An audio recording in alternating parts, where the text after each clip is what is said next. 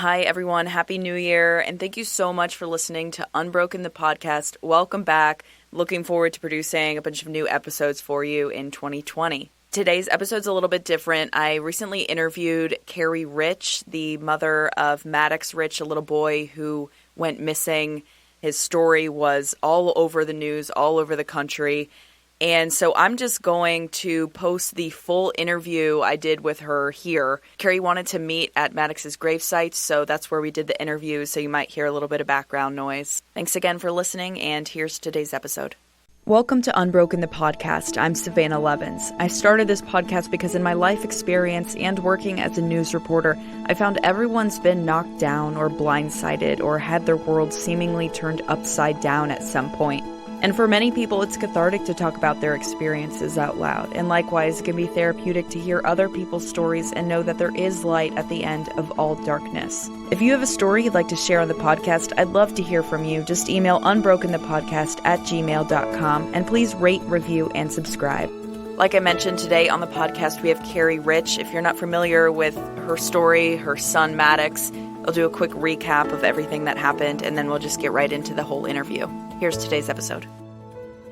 We've learned that Maddox Ritch is autistic and he's nonverbal, and we're going on about 10 hours since he was last seen. It was September 22nd, 2018, a Saturday afternoon.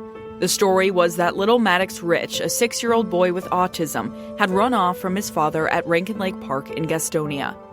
And just like that, he was gone. I couldn't catch up with him. The search was massive. Thousands swarmed the area. Police, deputies, FBI, SBI, firefighters, drones, ATVs, helicopters, boats. An Amber Alert was issued, the lake was drained, a reward was offered. Everyone was shocked, heartbroken, gripped by fear as the hours passed and then the days. Nearly a week after Maddox was reported missing, his body was found in a creek about a mile from the park. Investigators determined he'd drowned, saying no criminal charges would be filed. Eventually, the chaos quieted. The news crews went home. The headlines stopped, frozen in time on the devastating conclusion of a horrible story. Sweet boy. But Maddox's story didn't end there, because his mommy is still here. Sweet little boy. So basically, let's start in the beginning. I want to talk about Maddox growing up. What do you remember of Maddox, like, as a baby? What kind of baby was he? He was just a sweet little boy, always wanted to cuddle, always hungry. Just the sweetest little boy you could ever meet. Growing up, what was unique about him? He was just really sweet, affectionate, loved his mom.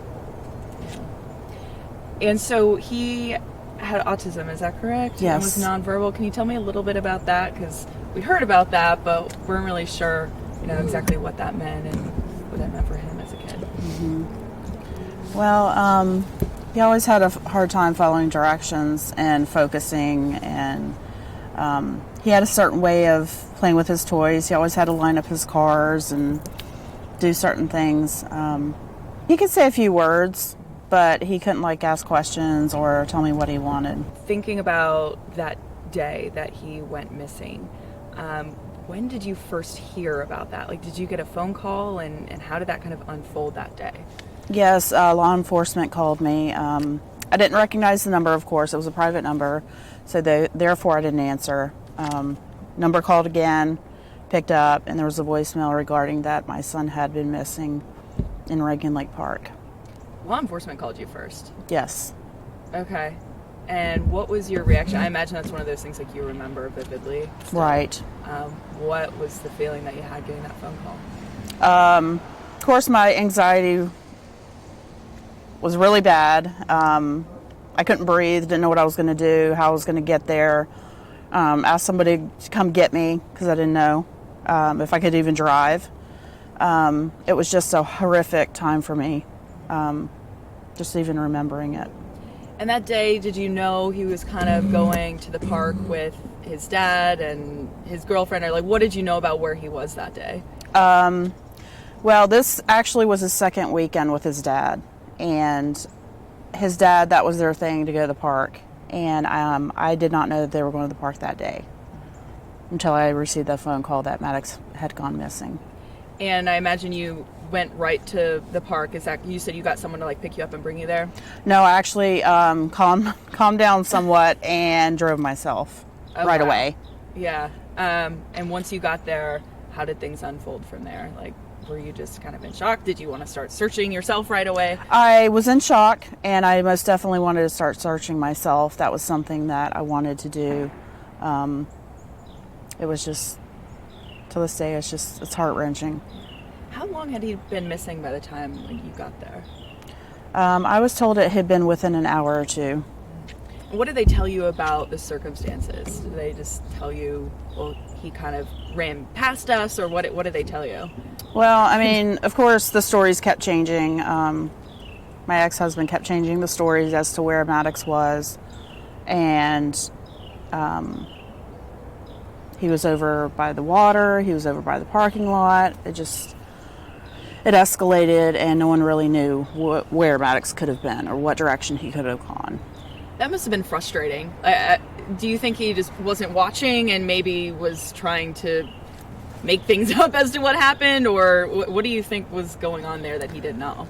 Deep down in my heart, I think that my ex-husband just wasn't paying attention. They were in their own little conversation, him and his girlfriend, and Maddox ran off. And by the time they noticed, it was too late. Maddox was gone. Now, I remember, because I told you I was out there, like, covering the search and everything. Mm-hmm. It was a long, like, few days. You know, Right. Can you talk about just that time for you? Those few days, were you searching the whole time? Did they ask you to kind of come in and take a breather? Like, what were those days like for you? It was devastating. I had no idea, like, could Maddox be still in the woods? Could have somebody abducted him? Could somebody have done worse to him? I just didn't know, and it was the longest 6 days of my life, having to wonder and sit there, you know, is Maddox okay? Is he off in the woods just hiding, you know? Just didn't know. He was known to be a runner. He did run off, but I feel as if though that you don't give an autistic child their space. You have to be right on it and watch them and make sure that they're not going to be in any kind of danger whatsoever. And I feel like that him giving Maddox his space was not the way to go about it. In those days, what was like the overwhelming feeling for you? Were you angry, like sad? I had so many mixed emotions I can't even explain. I was sad, angry, like, why did this happen to my child? Not questioning God, but just not knowing, you know, where he was or what happened. Yeah. Like, it seemed just like a nightmare that Yes. you were waiting to wake up from. Was there a day that you kind of, in your mind, thought maybe Maddox won't be coming home? Was there a day that you... The first or second day, I knew something bad had happened. I knew he wasn't coming back. I felt like maybe somebody had taken him, maybe. Just didn't know. Yeah. The scene, like, around the park was, like, I mean, swarming with media. It was, like, chaos. Mm-hmm. Were you out there still looking, or what were you doing during that time where the whole area was just, like, swarmed? Well, during the search, myself and my ex-husband were not allowed to be in the park. It was just like law enforcement and the crews that were there available to look for Maddox. So, being that I couldn't do that, I was on the back roads looking for him and calling his name and hoping that maybe I could find him there. You were also speaking to the media a couple times. How did you get the strength to do that in that time?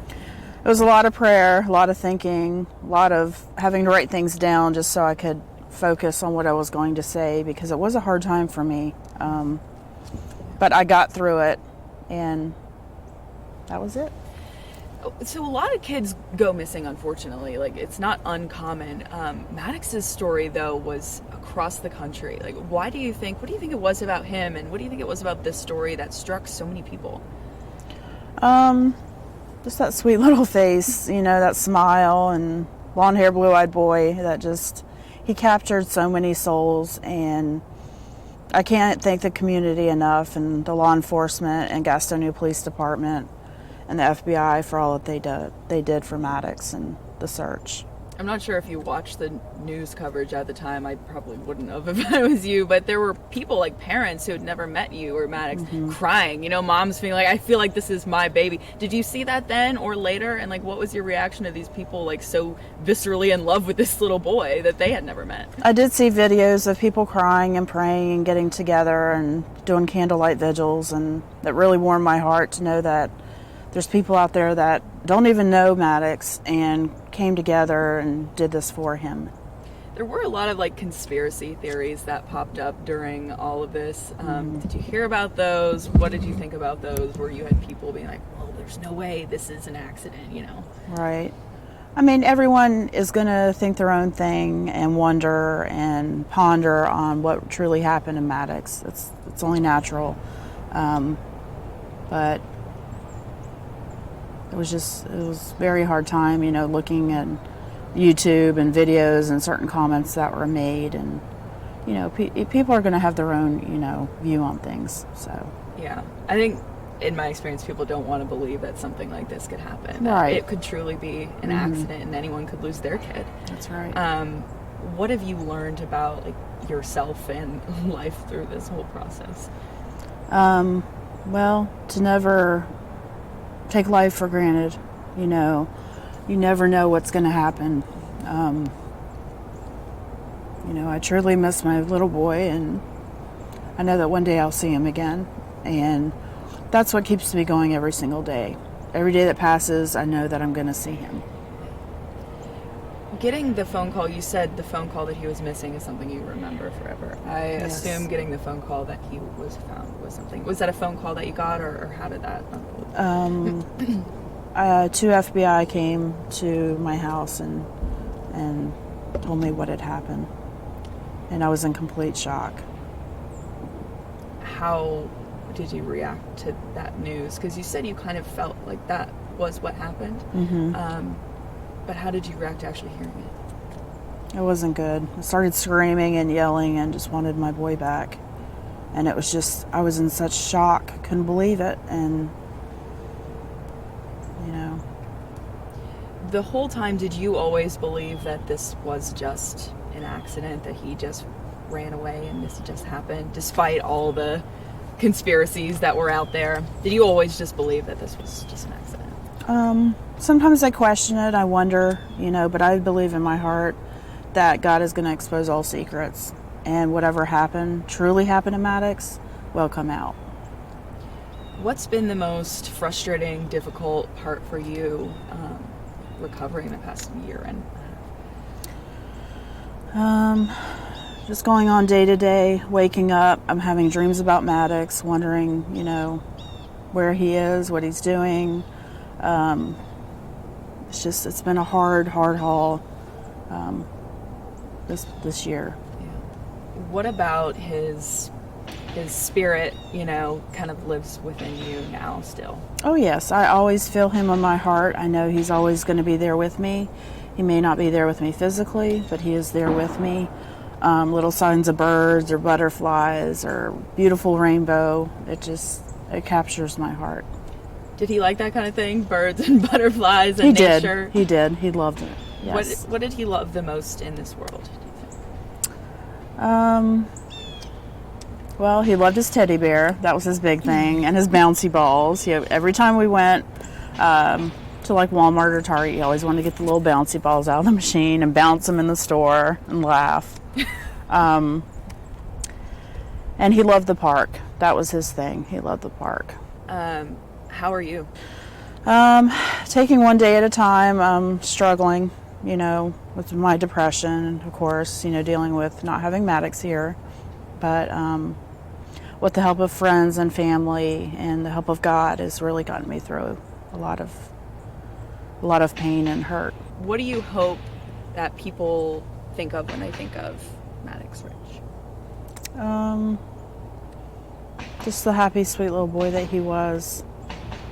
That photo that's out there, like everywhere of him, is that one of your favorites? Is that like the smiling photo you hope people think of? Yes, most definitely. Yeah. And when you think of him, are you at the point where you're thinking like of happy memories most of the time? Yes. Yes. What do you think of when you think of him? You're sitting around and he pops in your mind. What do you think of? Just the little, memories that we had. He loved YouTube. He loved the song God Will Make a Way. And he'd always sing that. When it would turn off, he'd point at the screen and say, God way, Mama, God way. And he'd want to listen to the song again. He loved Christian music. That was our thing together, was listening to music. God Will Make a Way. What's that one? How does that go? Do you sing? It goes, God will make a way where there seems to be no way. He works in ways we cannot see. He will make a way for me. He will be my guide. Hold me closely to his side. Love and strength for each new day. He will make a way. He will make a way. Oh, do those words mean a lot to you now? Yes. What gives you strength to get through these days? I think a lot of parents like this hit them so much because they thought like I couldn't do it. How do you do it? How'd you do it? Again, with family and friends with their loving support, and is what's getting me through all of this. And God, lots of prayer, a lot of meditation, a lot of just knowing that I'm going to see him again is what gets me through it. Is there anything that the public like did or said that helped you during that time? It was just the outpouring of love and prayers and phone calls, and the communities came together, came up with donations and did things for me. And just the outpouring of love and support is what truly meant a lot to me and helped me get through what I needed to get through. Do you think you're in the point in your life right now where you're ready to not move on, but move forward? Yes. What makes you feel like now you're ready to do that? Well, I don't have a choice in the matter, dealing with the loss of Maddox. I'm just trying to be positive and move forward. That's all I can do right now. And, it is what it is. Yeah. Looking back, I was going to have you send some photos and videos. And when you look back at like photos and videos and things like that of him, of you guys together, what do you think of? Like, do those make you happy, feel good to see those? Yes, they do. They make me very happy. They're just very precious, and I hold them dearly, and I watch them periodically, and just hearing his laugh is what, gets me through the day and, keep pressing forward. Are you religious? I am. Do you speak with him, or do you pray, or how do you feel connected to him? I speak with Maddox and I pray, and I hold his little blue bunny that he had when he was a year old. I cherish that, and every morning when I wake up, I always say, "Good morning, Maddox. I love you." I just feel, like I said, he may not be here with me physically, but he's always with me. Do you feel him ever speaking with you or connecting to you? And like, what do you hear from him, if anything, when you have those conversations? Sometimes when I'm speaking to him, I get goosebumps. Like I can just feel his presence there. You just know. Yes. And you said you do find peace in knowing that you'll see him again someday. Yes, absolutely. Each day that passes, I know I'm closer to being with Maddox. And I am a Christian, and I truly believe that I will see my son again. And that's what gives me hope. There's so many people who felt like you were their adopted family, and yes. that Maddox was there, as we talked about that. Is there anything that they can do now to help you? Because I think this is the first time a lot of people will be actually hearing from you, and they want to know how they can help make things easier. Is there anything they can do? Well, I know that a lot of people have reached out to news stations and asked, what they can do to help. As far as donations and, things of that sort. I'm in the midst of actually trying to find my own place. I'm residing with my brother right now in Huntersville, so I'm trying to save some money up to get my own place. Fresh start? Yes. Is there anything else you want people to understand, to know about you, about Maddox, about anything? Well, for me here recently, in November, I got my divorce finalized. So, in honor of Maddox, instead of keeping the last name Ritch, I plan on changing my last name to Maddox to honor Maddox. You know, if you could talk to Maddox right now, and I know you do in your heart, but if he was here, if you could talk to him, what would you say? Maddox, that I love you and I miss you, and I wish you were still here with me. I miss the love and the cuddles. And I know I'll see you again.